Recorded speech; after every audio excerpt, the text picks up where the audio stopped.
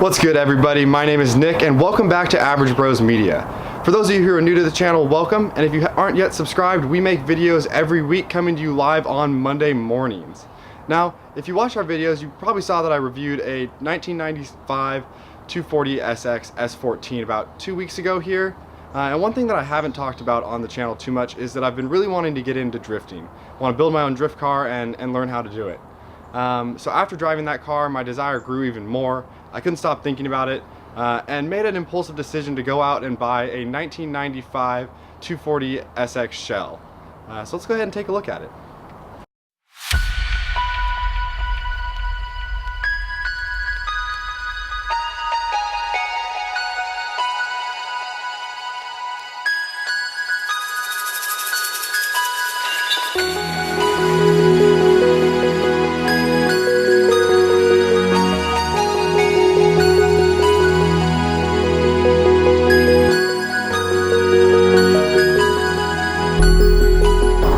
There she is. I know it's not much to look at yet, but I'll tell you what, I have huge dreams for this car, a lot of cool plans for it, and really it was the perfect chassis to start on for building my dream drift car. To give you a little background on the car, like I said, it's a 1995 240 SX, no motor, no transmission. The great thing about this car is it came with a full interior. It only has 130,000 miles on the chassis and the body is entirely straight. I couldn't even find any Bondo on it, which is great. So really the perfect platform to start on. I'm really looking forward to this drift build. So what we're going to do today is tow this car over to the warehouse where I'll be working on it for the next couple weeks. So let's go ahead and do that.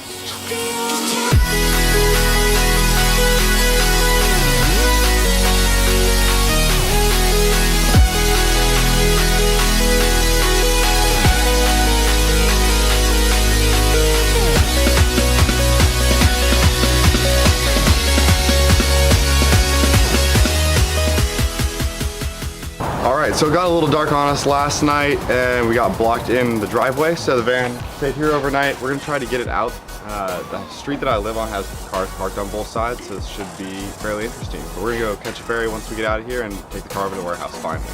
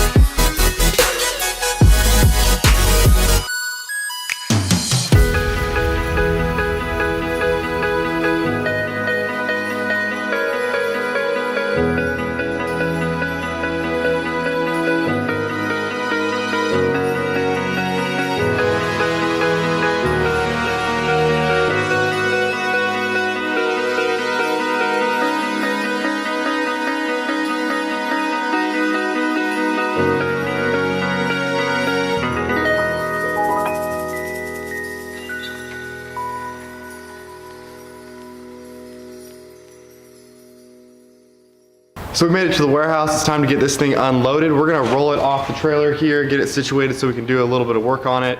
As far as what I want to get done on the car today, I don't know if you can tell from this perspective, but the car is stupid low. Like whoever had it before has the coilovers just like max low. So I'm gonna try to raise those up, make it easier to work on and roll around in the future, and try to get the remainder of the interior out. When the car came to me, it had a full interior in it, and I've taken everything out except for the carpet and dash, so I'm gonna try to finish that today and see what else we can get done. So let's go ahead and get to it.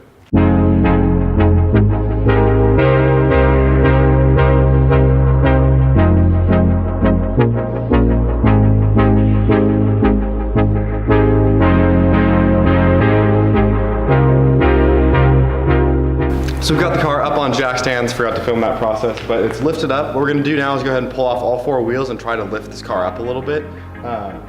Whoever had the car previously has the car like absolutely slammed. So just to make it easier to work on in the future and roll around, get on a trailer, I'm gonna lift those up kind of their maximum ride height. Unfortunately, we don't have the spanner wrench for it, so I'm gonna see if I can do it with some other tools around the warehouse here, and then look at getting the interior continue to be pulled. So we're gonna go ahead and jump into it.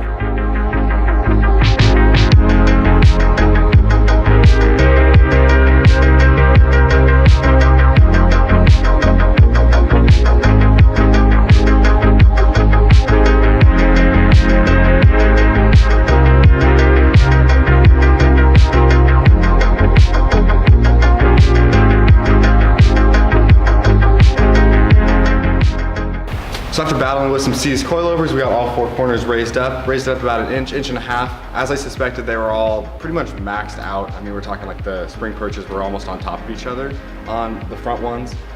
So raise those up about an inch, get a little bit more ground clearance for rolling it around, loading on a trailer as we start to work on this car.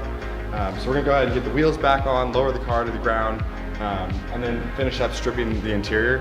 Still just need to remove the dash and the carpet, and then probably call it a day on this one. So unfortunately, we weren't able to get the dash out today. It's all loose and ready to come out, but it doesn't clear the steering wheel, which I thought would be an issue, but the steering wheel has 2 kind of special Torx bolts that go in both sides, and they have a little stud in the center. So it makes it so you can't use a normal Torx bolt. I've heard you can break that off. Either way, I don't have the right tool here today to pull the steering wheel off.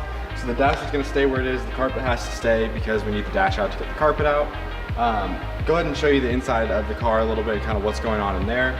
It's pretty much all stripped down aside from kind of some of the rear trim panels back here. I'm gonna show you guys that real quick, and then we'll talk kind of more about what we have planned for this car in the future and what the next steps are.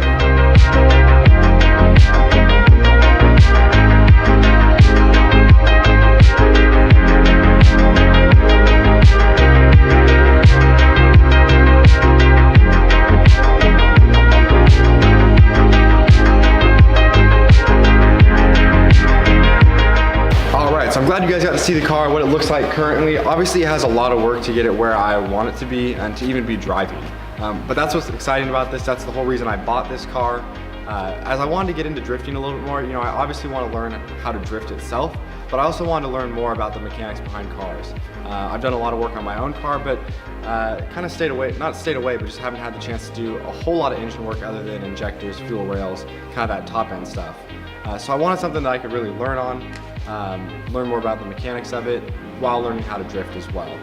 So this project is something that's been a long time coming. I'm really looking forward to it. So I want to talk to you guys a little bit about what actually I have planned for the car. First and foremost is getting the body ready. I'm gonna paint the car, so kind of getting all the metal work and everything done associated with that. So first and foremost, it's gonna get a new front end. I know there's gonna be guys that say, oh no, don't swap out, like you can't go Zenki to Kuki. It's getting a Kuki front end. I love the look of that. So that means all new headlights, bumper, fenders, hood, a couple things behind there. I'm in the works of discussing whether or not I want to go with either like a partial tube front end or a full tube front end, just so that, you know, inevitably if the car does bump into something on the track or anything like that, it makes it really easy to fix. It also creates more clearance for the engine going in and out. We're going to be putting a larger engine in there, the 1 cup stock. So just having that extra clearance would be nice. So that's first and foremost priority here, getting that front end done. We're talking about doing over fenders on the rear of the car. I need to decide if that's something I want to do. I think long term it really makes sense to have some bigger tires back there for the more power that this car will put out eventually. So if that's the case, we need to cut the rear fenders, weld and seal those shut, get that all ready to go, and then just prep the car for paint. Get it all ready, sanded down. And each bit of this step we're gonna document. So I'm really looking forward to that.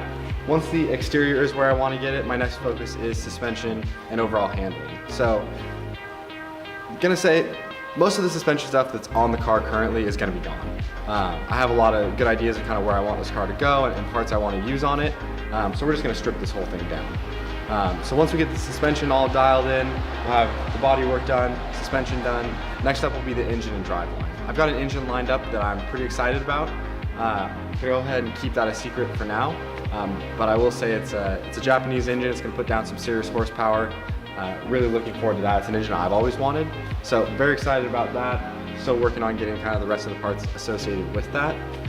And then from there, once the engine's done, we'll finish up the interior. So the interior is going to continue to be stripped down, finish pulling all that. I'm going to pull all the sound deadening material, the stock from the factory, and get it prepped for a roll cage.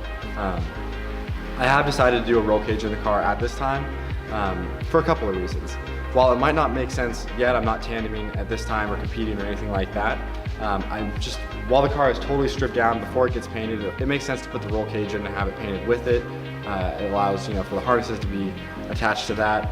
And for me, it just makes the most sense to do it right now, while it might be a little bit overkill for my skill level. So we're gonna get a cage put in the car and then wrap up the interior. So it's gonna get all new seats, new carpet, rear seat delete, a bunch of accessories to really make the interior look nice and be kind of fully drift prepped. But that's the general rundown of what we're looking to do on this car.